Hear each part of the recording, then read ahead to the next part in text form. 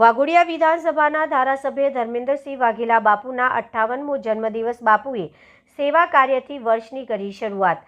વાઘોડિયા વિધાનસભાના ધારાસભ્ય ધર્મેન્દ્રસિંહ વાઘેલા બાપુનો 58મા જન્મદિવસ નિમિત્તે સેવાકીય પ્રવૃત્તિના નવા વર્ષની શરૂઆત કરવામાં આવી।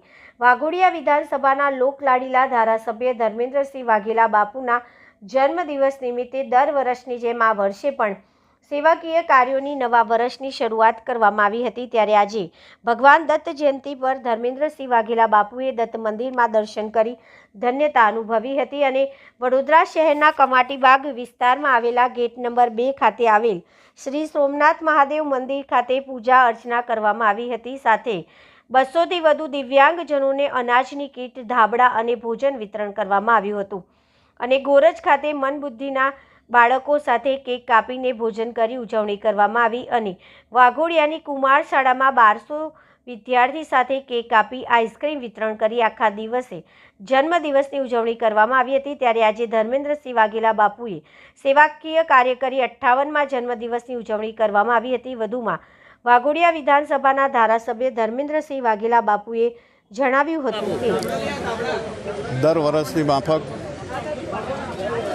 મારા જન્મદિવસની શરૂઆત મારા માતા પિતાના ચરણોમાં પ્રણામ કરી, દર્શન કરી અને દત્ત ભગવાનની આજે જ્યારે દત્ત જયંતિ હોય, દત્ત ભગવાનના મંદિરે જઈ દર્શન કરી ત્યાંથી પછી કમાટીબાગ ખાતે સોમનાથ મહાદેવ અને હનુમાનજીની પૂજા કરીને મારા પક્ષીઓને ચણ નાખીને હું મારા જન્મદિવસની દર વખતે શરૂઆત કરતો હોઉં છું। એ જ પ્રમાણે આજે પણ શરૂઆત કરી છે ને અમારા અહીંયા ખૂબ મોટી સંખ્યામાં બ્લાઇન્ડ લોકોનું એસોસિએશન જે ચાલે છે એમાં ઘણા 200 જેટલા લોકો અહીંયા ઉપસ્થિત રહ્યા છે। દર વર્ષે એ લોકો ઉપસ્થિત રહીને મને આશીર્વાદ આપતા હોય છે। એમને અનાજની કીટ, કંબલ અને ભોજન આપીને હું દર વખતની જેમ મારા દિવસની શરૂઆત કરતો હોઉં છું જન્મદિવસની।